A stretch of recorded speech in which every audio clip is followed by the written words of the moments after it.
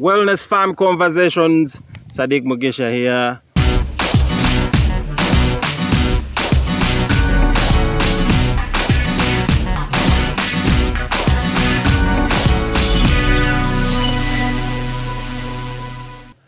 Today we are talking about marriage in relation to general well-being. Very interesting topic we're having today. I have a special guest again. I'm always saying special guest because the last few guests have been very special to me. So this one is also special, and his name is David Muheirwe. How do I know you? Well, it seems you were born before I was. I'm your brother. Yeah. Sadiq is my brother. And I have been married for 13 years now. What do you do right now? I work in financial services, microfinance. I head IT, so basically I'm an IT and project management professional.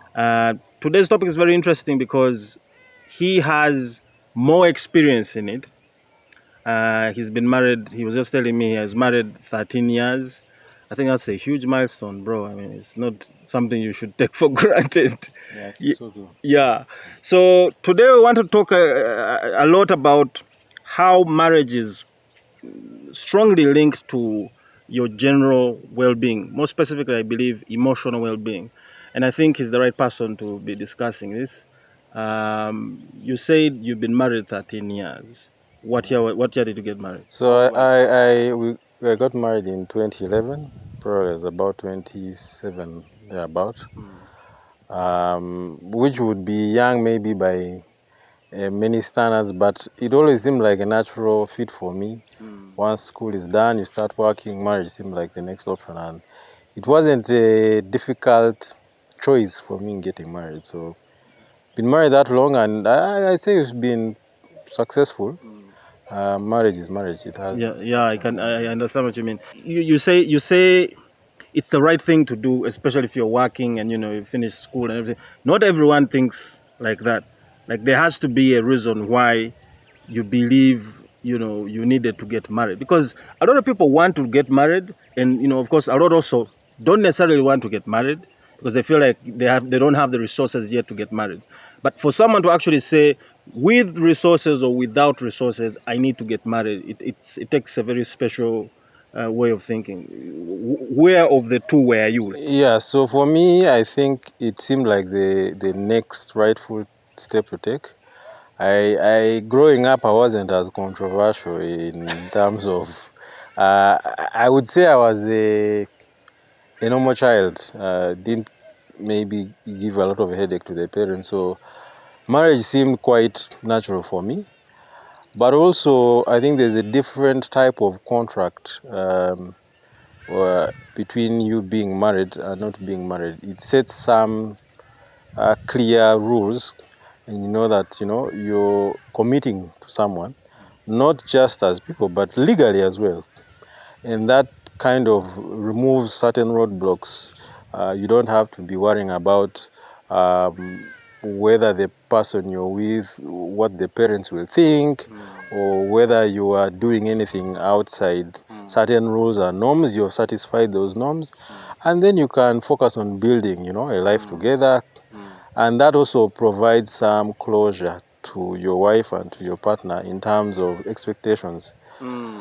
As a father now, I wouldn't expect anything less of my daughter. I wouldn't expect that there'll be some man and they are not formalizing their marriage. I would expect that as well, so that that has been taken care of in terms of both the actual contract, but also the psychological contract in terms of. When someone decides to get married, a lot of people believe, I think we were having this conversation informally, I think yesterday, where we were saying someone will get married or will have one wife or more than one wife based on how they grew up. Like a lot of people who say maybe the parents were not married or they were separated. Once they're grown and they want to get married, like a lot of their limitations are based on how they were raised or how they grew up, how their father was, or how their mothers.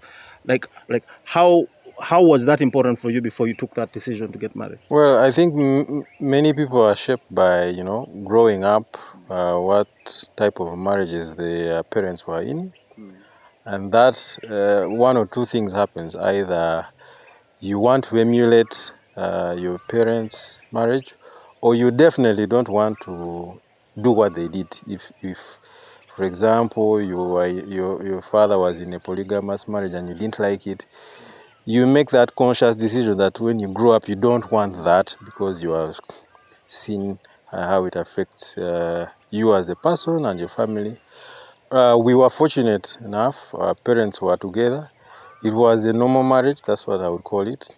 I do not remember any trauma as a result of that marriage. For me, that did influence me in getting married as well. But I think mine was also to be a bit intentional. I wanted to be clear that I kind of avoid some of the things I'd probably seen in my parents' marriage. So I would say there was a learning, there were lessons to learn from that. And I think so far it has worked out well. But I definitely don't have a lot of regrets in terms of what I saw and where I am today. Probably if I hadn't seen that, I don't know what type of marriage I would have. Yeah. You grow up with parents who are married. Like in our case, we grew up, around our parents. And, when you grow up and you have children and you are going to get married like you did, what I would have ideally preferred would be a father coaching a son on how to be a husband.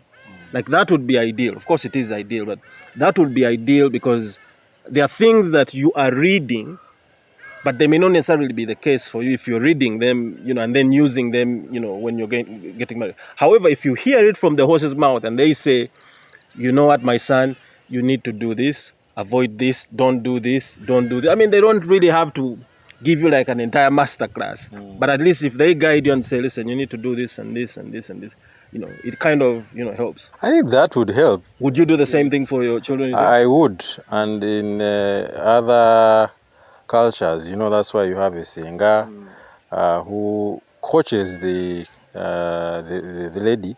I don't know whether it is a koja who coaches the man, I don't know. But that would help a lot, because you're giving that person, at least they're going in the marriage with some sort of lessons, some sort of expectations that you've communicated to them.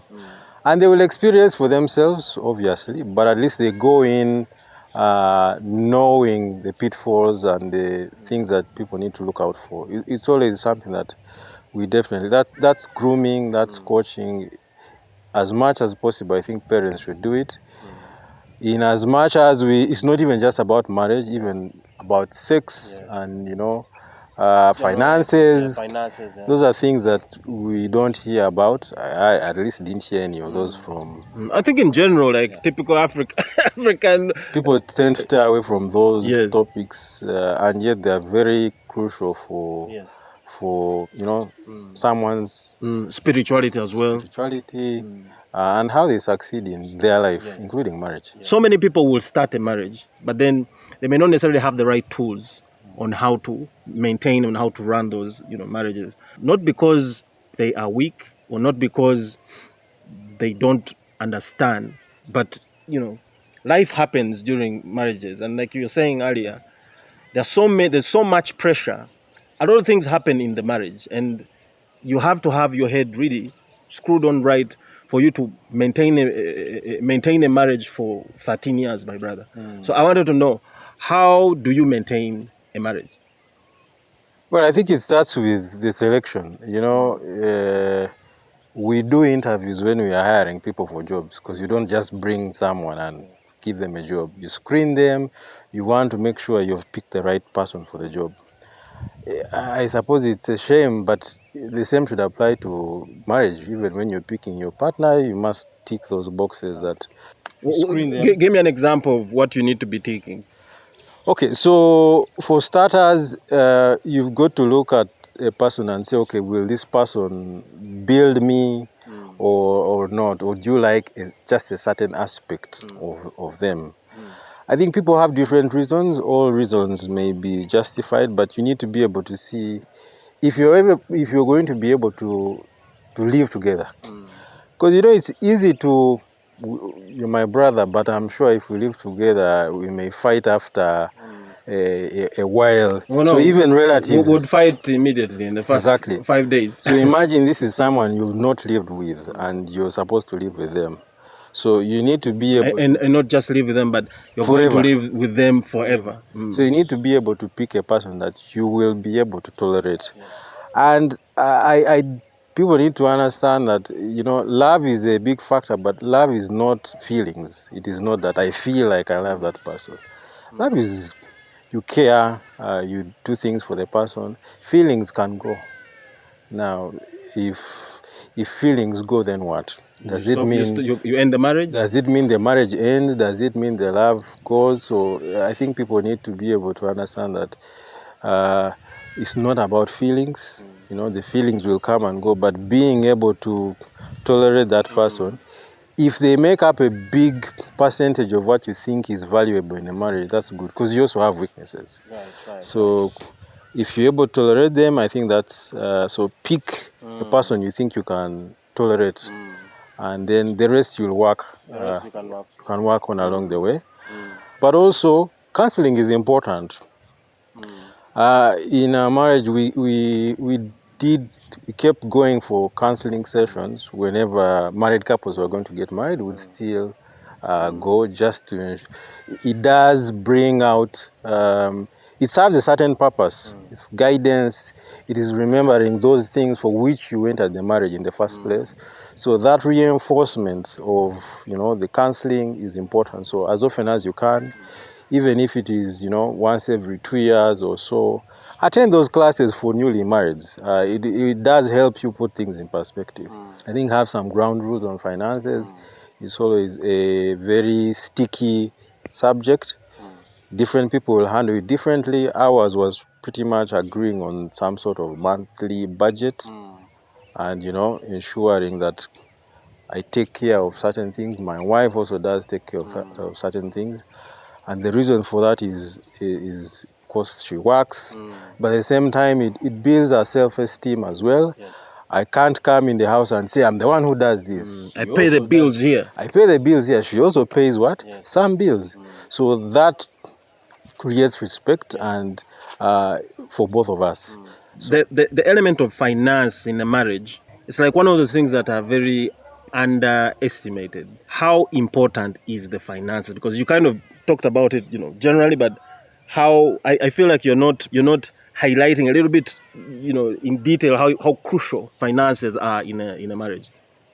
Yeah, I mean, finances are very crucial, not just in marriage, but even in life. I think those are some of the biggest stressors. The lack of finances or financial distress does cause a lot of other stresses, including marriage. So, yeah, the other thing that we used to do, and I learned this from a friend of mine, is that there was a certain amount of money at the end of the month that was for my wife.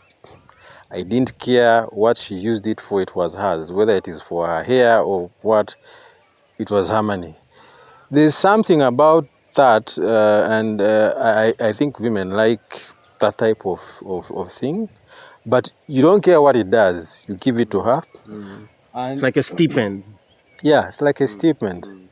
And while I agree, it's important that you realize that, yes, you're required to be the provider, just like the Bible or the Quran would put it.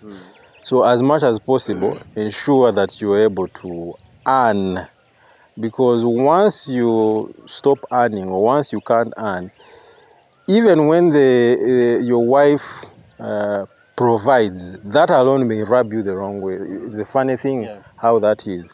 I think it's like a sense of loss of esteem. So For the man, you mean? for the man. So always I'm trying to make sure that you provide and you continue earning.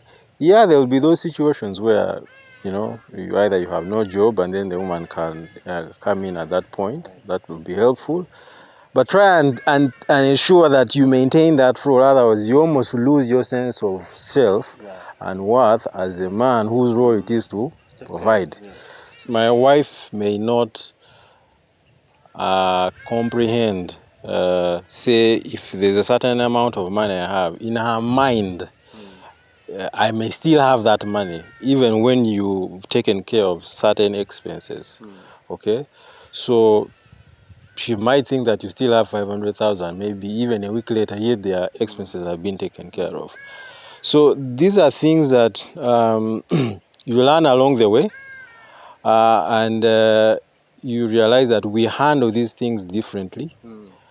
And so the easiest way to go around it is to agree on some common areas, on things you can agree on.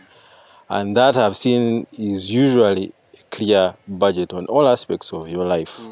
Home, food, entertainment, etc. If you can, for those who can, you can even have what? Joint accounts, if it is effective or not. But ideally, you shouldn't also be seen to be trying to over-influence how your wife manages her finances. Tell me this. You just say that sometimes you might not agree on a specific item in a budget. Like what? Give me an example of like an item in a budget that can cause a lot of. Well, it's say weekly shopping. Yeah, maybe you shop for food every day. You provide a certain amount of money. Let's say, for example, it is 100,000 a week. You say this is the for others it would be called the Kameza money, but maybe you provide it weekly. Now, over time, you keep providing this money every week, but over time things change, prices go up, and for you still providing what? The same amount, and you expect the same items. Now on her part, she's trying to juggle within the same money, and you need to get to a point whereby she'll say, but things are now expensive, and you're still saying, no, but if we can't live within 100, then maybe we're spending too much. You understand? And yet the prices went up. So the prices went up, so you start saying maybe cut out some things. If we were buying milk, let's drink tea. But then after a while of that back and forth, you do realize that, okay, you know what, things have increased. I also need to see how the cost of living has increased. That's kind of the beginning of you increasing that to say 150, and then the cycle continues. But at the same time, I also want to ensure that you don't start living beyond your means, because your expenses can't always increase and increase and increase. What happens when you no longer have the means, when you're retired and so on? So you need to keep it within a certain reasonable tolerance. But as long as you agree to it, you speak and agree. Yes. Yeah. I'm here with David Muheirwe. He's my brother, very special guest. I'm always saying special because, all these guys are very special to me. We have a very strong, bond. We are friends first. Okay, we are siblings first, and then friends later, or friends first and the siblings later. We were speaking informally a few, like yesterday, about how marriage contributes to your general well-being in terms of mental well-being, emotional well-being. Can you elaborate on what you were trying to tell me? One of the biggest causes of issues in your well-being emotionally is stress, and stress is triggered by a number of things, and one of those things is managing self, or self-management, being able to manage all aspects of your life, whether you get enough sleep, your diet and nutrition, your work habits, balancing your work and life. And a big part of that is marriage. And so you can imagine, if you have had a quarrel with your wife, that night won't be a good night, and it will move, and you have to sleep on the same bed with this person, and you're sleeping in one corner, you're sleeping. It's very They put tense. pillows in between you. It is tense, and yet if you're maybe a very interactive person, if you're a very talkative person like I can be, that's not a very good feeling. And imagine you have to go through that. Take that to work the following day, probably mess up your whole day, and then you come back home and you want the other person to apologize first, or if you don't sort it out, then it spreads to the next day. And so your well-being is already impacted. So your work is impacted. You're not as happy as you should be, simply because you had these issues with your wife.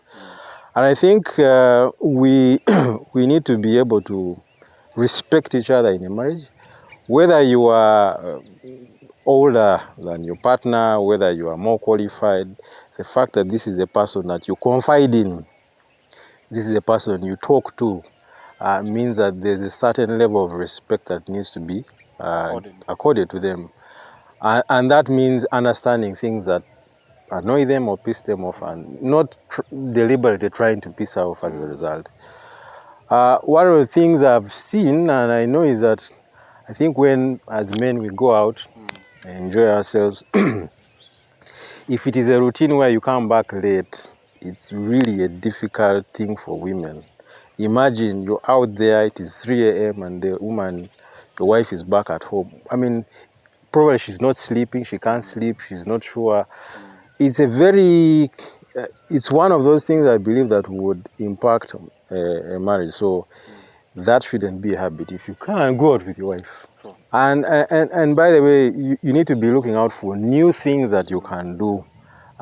It's easy to become used with each other and take each other for granted because I've been with you. But it is important, and that's why you find people maybe cheating, because the new person has something new. They are new, they have a new experience.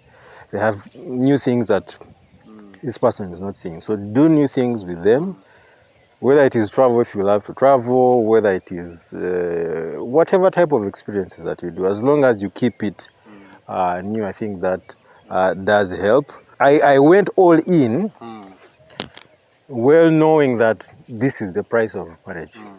And for me, then that gives me a lot of peace. I don't have to hide. I don't have to put a lot of energy into not trusting my wife. So we trust each other, and that is important. So I think that helps a lot. That peace of mind, whereby your wife goes to work and she comes back and you're like, yes. Who is this? Someone was calling. Who are you? Your wife was calling. There's a guy sending a message. Yeah, he's saying the food is not good, or the children are what? No, I think as in. But tell me this: at the beginning of your marriage, did some of these things come up? Oh yes.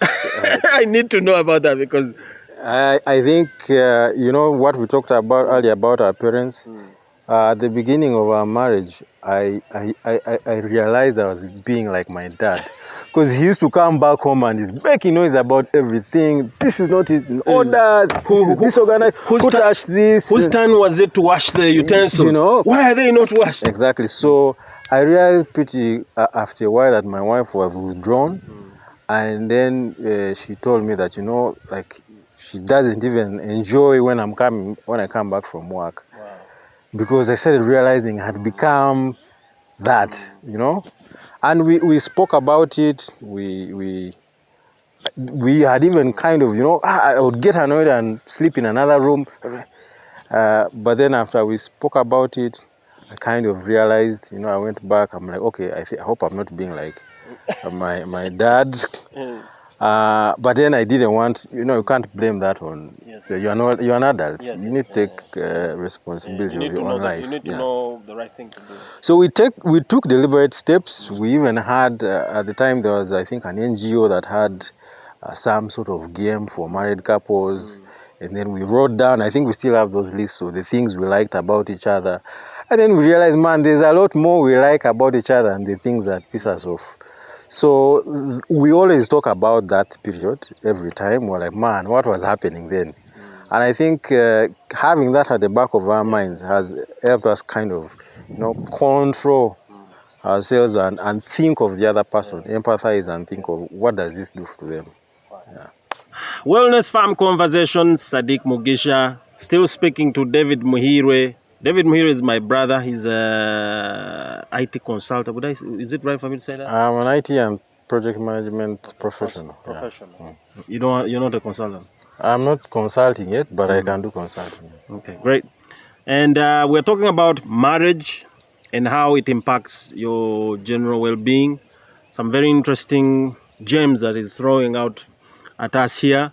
For those that are not married yet, for those that are already married, very insightful discussion we're having here.